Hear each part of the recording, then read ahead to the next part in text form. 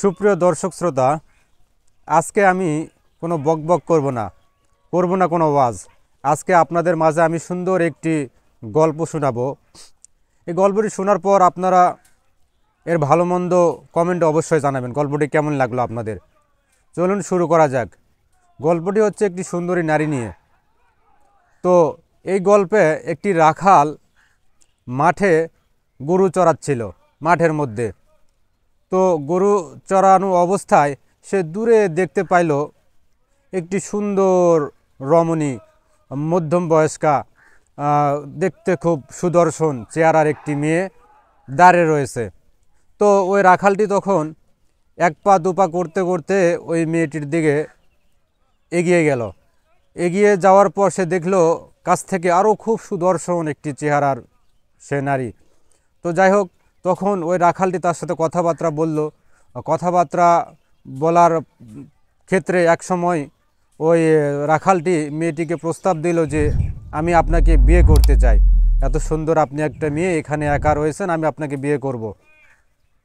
তো তখন এই কথা শোনার পর মেয়েটি তার কথায় রাজি হয়ে গেল। তো যখন মেয়েটি রাজি হয়ে গেল তখন ছেলেটি, ওই রাখালটি মেয়েটিকে বলতেছে, তাহলে চলো আমরা কাজীর কাছে যাই, যে সেখানে আমরা বিয়েটা সেরে ফেলি। তো কথা যাই কাজও তাই। তখন তারা সেখান থেকে হাঁটতে হাঁটতে কাজী অফিসে চলে গেল এবং কাজীর কাছে যায় কাজীকে বলল যে আমরা দুজন তো বিয়ে করব, আপনি আমাদের বিয়েটা করায় দিন। তো কাজী সাহেব ওই সুন্দরী নারীর দৃশ্যটা দেখে, যে এত সুন্দর নারী হয় কিভাবে, কাজী নিজেই ফিদা হয়ে গেছেন ওর প্রতি। তো তখন ওই কাজী বলতেছে, মেয়েটাকে বলতেছে, তুমি কি পাগল মেয়ে নাকি? আমি দেখো কাজী, আমি কত একটা ভালো কাজ করি, আরও তো রাখাল, তুমি রাখালের সঙ্গে বিয়ে করবে? এটা কেমন হয়? তুমি ওকে বাদ দাও, আমি তোমাকে বিয়ে করব।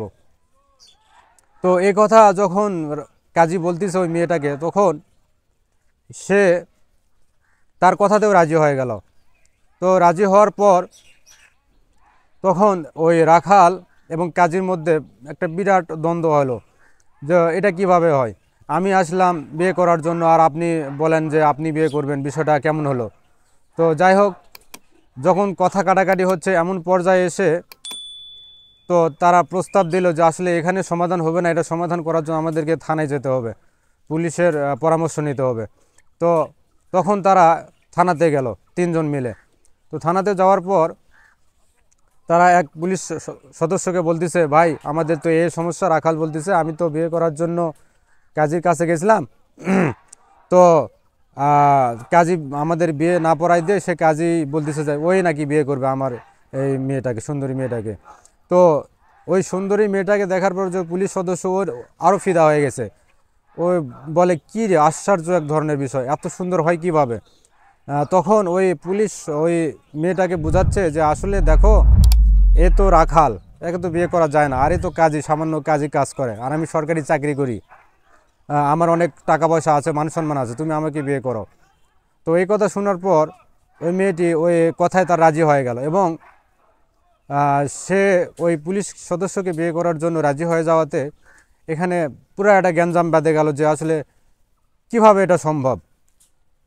মানে রাখালটা পুরাই বেকায়দার মধ্যে পড়ে গেছে, আসলে কি করবে সে, আমি কোথা থেকে কি করতে আসলাম আর কি হয়ে গেল। তখন তিনজনের মধ্যেই পুরা একটা বাকবিতণ্ডা লেগে গেছে। এমন পর্যায়ে এসে এর সমাধান কি হবে, এই সমাধান কি হবে, এটা সমাধান তার তিনজন মিলে যখন দিতে পারলো না, তখন ওই মেয়েটি সমাধান দিল যে আসলে একটা সমাধান আছে। সে সমাধানটা হচ্ছে, আমি সামনে দৌড় দিব আর আপনারা তিনজন একসাথে আমার পিছনে দৌড় দিবেন। পিছন থেকে দৌড় দিয়ে যে আমাকে স্পর্শ করতে পারবে বা ধরতে পারবে তাকেই আমি বিয়ে করব। তো এই পরামর্শটা তাদের কাছে খুব ভালো লাগলো আর কি। তখন তারা এই শর্তে রাজি হয়ে গেল এবং তখন ওই মেয়েটি ওখান থেকে একটা দৌড় দিল। তখন ওই তিনজন তার পিছনে পিছনে দৌড় দিল। তো দৌড় দেওয়ার এক পর্যায়ে এসে অনেক দূরে যাওয়ার পরে দেখা যাচ্ছে যে ওই তিনজন ব্যক্তি একে একে তিনটি গর্তের মধ্যে পড়ে গেল। তারা জানে না যে সামনে গর্ত রয়েছে, অনেক বড় গর্ত, এবং পড়ে যাওয়াতে তারা সেখান থেকে আর উঠতে পারতেছে না। আর মেয়েটি তখন ওদের কাছ থেকে অনেক দূরে চলে গেল, আর ধরার কোনো স্কোপ নেই। তো ওই যে রাখাল কাজী এবং পুলিশ তিনটি গর্তে পড়ে গেল। মূলত এই গল্পের উদ্দেশ্য হচ্ছে এই তিনটি গর্তে পড়ে যাওয়ার মানে হচ্ছে তারা তিনজনেই ওই কবরে চলে গেল আর কি। আর এই সুন্দরীর যে মেয়েটির কথা বললাম আমি এতক্ষণ ধরে, এটি হচ্ছে দুনিয়া। তো এখানে যে তিনটি শ্রেণীর কথা উল্লেখ করা হয়েছে, এখানে তিন শ্রেণীর দ্বারা সকল শ্রেণীর মানুষদেরকে বোঝানো হয়েছে। আসলে আমরা যদি এই দুনিয়ার পিছনে যদি আমরা দৌড়াই আর যদি আজীবন দৌড়াতে থাকি, তাহলে আমরা কখনোই দুনিয়াকে পাবো না। দুনিয়া আমাদেরকে ছেড়ে চলে যাবে, কিন্তু আমরা তাকে ধরতে পারবো না, আমরা তাকে নিতে পারবো না, আমরা তাকে গ্রহণ করতে পারবো না। মাঝখানতে যে মায়া, আবেগ, আকাঙ্ক্ষা বা জীবনের মূল্যবান যে সময়টা আমরা হারিয়ে ফেলতেছি আমাদের জীবন থেকে, এটি আমরা কখনোই ফিরে পাবো না। কারণ আমরা ওই যে গর্তের মধ্যে পড়ে গেছি, কবরে ঢুকে গেছি আমরা। তাই আমরা এর থেকে সংশোধন করবো। আসলে দুনিয়া পাওয়ার জিনিস নয়, দুনিয়া হচ্ছে ময়লা, ডাস্টবিনের মতো। জাস্ট এখানে সাময়িক কিছু ইউজ করে ওকে ফেলে দিতে হবে। যদি এটা আপনার দিলের মধ্যে আপনি সেট করতে পারেন, তাহলেই আপনি দুনিয়াতেই সফলকাম এবং আখিরাতেও সফলকাম। আশা করি আমার এই গল্পটি আপনার ভালো লেগেছে। ভালো না লাগলে সেটাও কমেন্ট করে জানাবেন। সবাই ভালো থাকুন, সুস্থ থাকুন। দেখা হবে নতুন কোনো ভিডিও নিয়ে। আল্লাহ হাফেজ।